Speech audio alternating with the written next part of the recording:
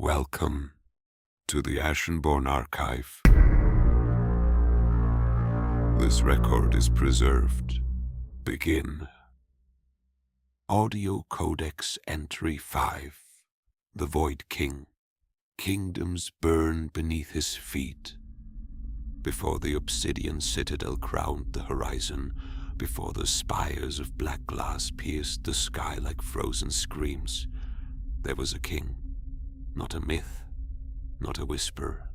He was flesh and will, sovereign over Ashenreach in an age that still believed itself whole. His banners did not tremble, his people did not kneel in fear, and the world, though harsh, still obeyed the laws of something resembling order. He was not weak, he was not cruel, but he was drawn, as all rulers are, to the promise of power that lay beyond understanding. When the black impact tore the heavens open and the starfall Leviathan bled its Hollowlight into the wound of the earth, he did not retreat as others did. He descended. They say the crater did not welcome him. It consumed him. Stone warped beneath his steps, gravity bent inward, and the deeper he walked, the less the world resembled itself. Light died, sound thinned, thought itself began to unravel. And still he continued, driven by something that was not courage, nor curiosity, but inevitability. The Hollowlight did not call to him in words. It recognized him. It waited.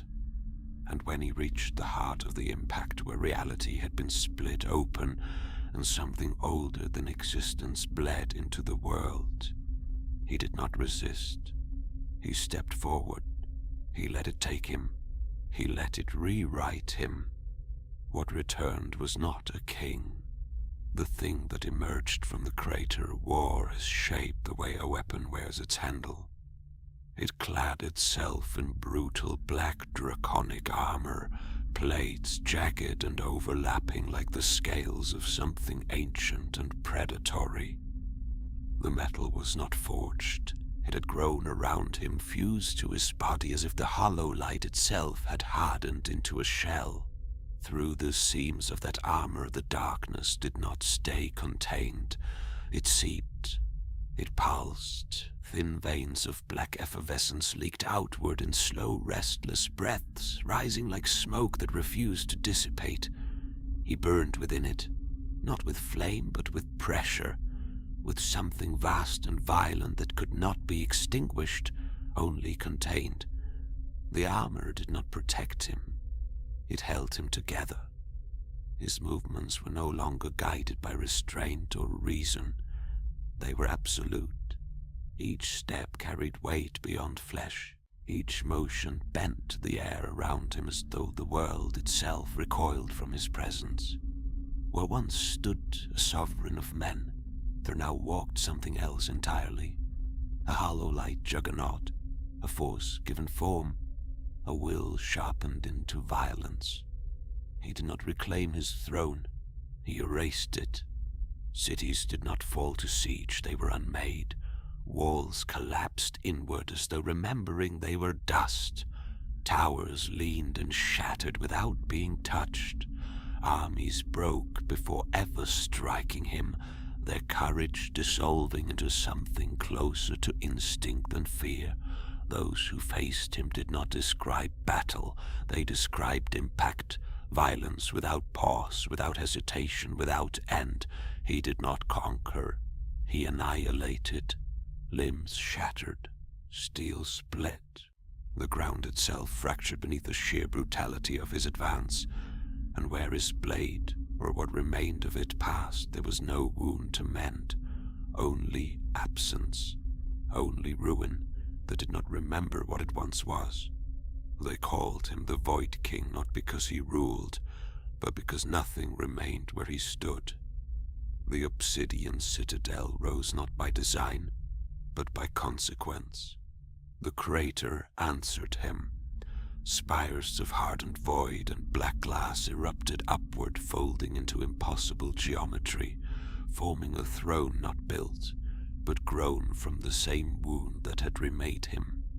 It is said the Citadel is still expanding, inch by inch, as if the world itself continues to give way beneath his dominion.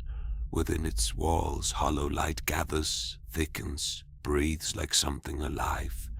Corridors shift, angles collapse, distance betrays itself, and at its center, seated upon a throne carved from absence, he waits, not as a ruler, but as the axis of collapse. There are no negotiations, no mercy, no remnants of the man he once was. Whatever conscience, whatever memory, whatever fragment of humanity survived the descent, was ground into nothing by the force that now drives him. He is not corrupted. He is complete. Evil not as intent, but as state of being. Inhumanly brutal, endlessly violent, a living continuation of the Black Impact itself, given shape so that destruction may walk. And still, Ashenreach resists. The Ashenborne Knight walks a path that leads only toward him, carrying defiance like a relic from a world that no longer exists. But every step toward the Citadel is a step deeper into Hollowlight. Every breath is taken in a land already claimed. This is the truth that lingers beneath all hope. The VoidKing does not chase the world. The world is already falling into him. Even resistance feeds the shape of what he is becoming. Kingdoms burn beneath his feet not because he commands it, but because their destruction is inevitable in his presence. The archive remains under excavation. Its fragments exist not only within this audio codex, they have taken physical form as a collectible Souls-like trading card game, carried, exchanged, and engaged in ritual duel beyond this place. Those who would hold the relic fragment cards may seek them at ashenbornearchive.com. The archive's presence endures across the outer channels. Seek the social archives listed in the show notes.